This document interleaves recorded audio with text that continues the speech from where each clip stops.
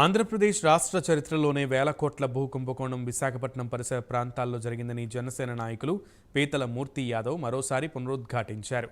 Chief secretary Jawahar రెడ్డిపై ఆరోపణలు చేసి 72 గంటలైంది. లీగల్ నోటీసులు ఇస్తానంటే స్వాగతిస్తా, నేను చేసినవి తప్పుడు ఆరోపణలు అయితే ఎందుకు ఉపేక్షిస్తున్నారని మీడియా సమావేశంలో ప్రశ్నించారు. ముందు భూములు రాయించుకున్నారు, ఆ తర్వాత జీవో 596 రిలీజ్ చేశారు. గత ఏడాది డిసెంబర్ 19న జీవో వస్తే కేవలం 15 రోజుల్లో రిజిస్ట్రేషన్లు జరిగిపోయాయన్నారు. బీసీ, ఎస్సీ, ఎస్టీలను జవహర్ రెడ్డి అండ్ కో భయపెట్టి అసైన్డ్ భూములను దోచుకున్నారని మూర్తి యాదవ్ ఆరోపించారు.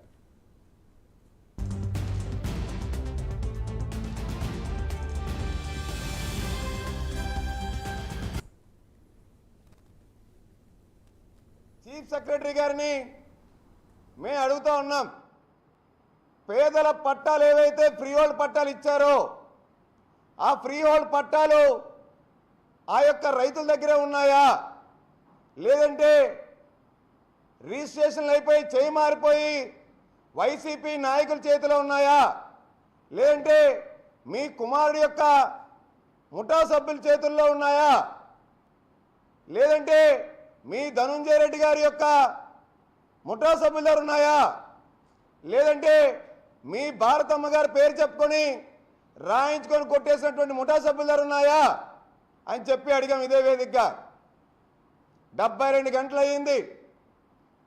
రైతుల పేరు మీదే భూములు ఉన్నాయి, వాళ్ళు ఆరోపించినవన్నీ అవాస్తవాలని చెప్పి ఎందుకు రాష్ట్ర ప్రభుత్వ ప్రధాన కార్యదర్శి పడుకు చెప్పలేకపోయారు? చెప్పుంటే నేను బహిరంగంగా మీడియా సమక్షంలో ఆయన పాదావందనం చేసి చీఫ్ సెక్రటరీ 596 జీవో తీసుకురావడానికి గల ప్రధాన కారణం ముందస్తుగానే జీవో వస్తుందని చెప్పి జగన్మోహన్ రెడ్డి నేతృత్వంలో చీఫ్ సెక్రటరీ జవహర్ రెడ్డి గారు మొత్తం వీళ్ళు ముఠా అంతా కలిసి ముందస్తుగానే రైతుల దగ్గర నుంచి భయపెట్టి ప్రలోభపెట్టి వీళ్ళు మొత్తం భూములన్నీ రాయించేసుకున్నారు, అసైన్డ్ భూములు. దాని తర్వాతే జీవో తీసుకొచ్చారు.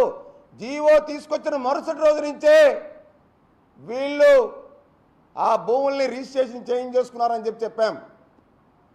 మా దగ్గర ఆధారాలు ఉన్నాయి, మీకు కొన్ని ఉదాహరణలే చూపిస్తాం. 100 రిజిస్ట్రేషన్ జరిగినాయి, ఒకటి కాదు రెండు కాదు. ఇది ఒక గండిగుండంలోనే సర్వే నంబర్ 271/6 ఎకరం 1 సెంటు 29/12/2023 అంటే జీవో ఎప్పుడు వచ్చిందండి వీళ్ళకి? 596 జీవో 19/12/2023. 19 అంటే 10 రోజుల్లో వీళ్ళు దుకాణం ఓపెన్ చేస్తారు.